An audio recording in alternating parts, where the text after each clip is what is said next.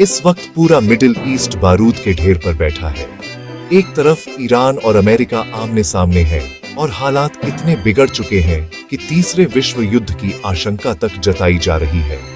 इसी बीच सबकी नजरें भारत पर टिक गई हैं, क्योंकि भारत का बड़ा व्यापार मिडिल ईस्ट पर निर्भर है।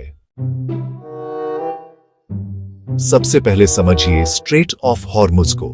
यह ईरान और ओमान के बीच एक संकरा समुद्री रास्ता है जो पर्शियन गल्फ को अरब सागर से जोड़ता है। चौड़ाई ज्यादा नहीं, लेकिन अहमियत बेहद बड़ी। दुनिया के समुद्री तेल व्यापार का करीब 20 से 25% हिस्सा इसी रास्ते से गुजरता है। रोजाना 20 मिलियन बैरल से ज्यादा कच्चा तेल यहीं से निकलता है। और भारत के कुल कच्चे तेल आयात का लगभग 50% और एलएनजी का 54% हिस्सा इसी रास्ते से आता है। कतर की गैस, इराक और सऊदी का तेल सब यहीं से। यानी अगर यह रास्ता रुकता है तो भारत की ऊर्जा सुरक्षा सीधे खतरे में पड़ जाएगी। सिर्फ इंपोर्ट ही नहीं, एक्सपोर्ट भी दांव पर है। भारत का करीब 13% समुद्री निर्यात, जिसकी वैल्यू लगभग 47 अरब डॉलर है, इसी रूट पर निर्भर करता है। पेट्रोलियम प्रोडक्ट्स, चावल, मसाले, दवाइयां, मशीनरी और जेम्स ज्वेलरी जैसे सामान इसी रास्ते से यूएई, सऊदी और कतर तक पहुंचते हैं। अब हालात यह है कि ईरान ने इस जलमार्ग को ब्लॉक करने की चेतावनी दे दी है।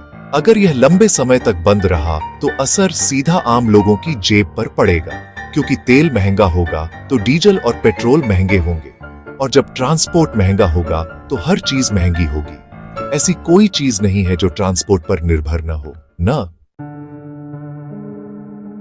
इतिहास गवाह है, 2019 और 2020 में जब यहां तनाव बढ़ा था तो शिपिंग कॉस्ट और इंश्योरेंस प्रीमियम आसमान छूने लगे थे।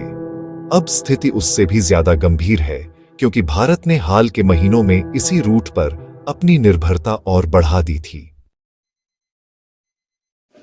तो सवाल, भारत क्या करेगा? पहला, अपने स्ट्रेटेजिक पेट्रोलियम रिजर्व का इस्तेमाल कर कुछ समय तक घरेलू सप्लाई को स्थिर रखना। दूसरा, रूस और अमेरिका जैसे वैकल्पिक सप्लायर्स से आयात बढ़ाना। तीसरा, international north south transport corridor और दूसरे समुद्री मार्गों को सक्रिय करना। और चौथा, भारतीय नौसेना की मौजूदगी बढ़ाकर व्यापारिक जहाजों की सुरक्षा सुनिश्चित करना। भारत इस युद्ध में सीधे शामिल नहीं है, लेकिन असर से अछूता भी नहीं है।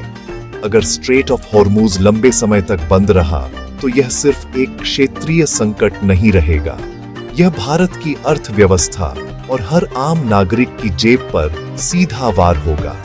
अब देखना यह है कि आने वाले दिनों में हालात किस दिशा में जाते हैं और भारत कितनी तेजी और रणनीति के साथ इस चुनौती का सामना करता है। बाकी आप लोग इस पर क्या सोचते हैं?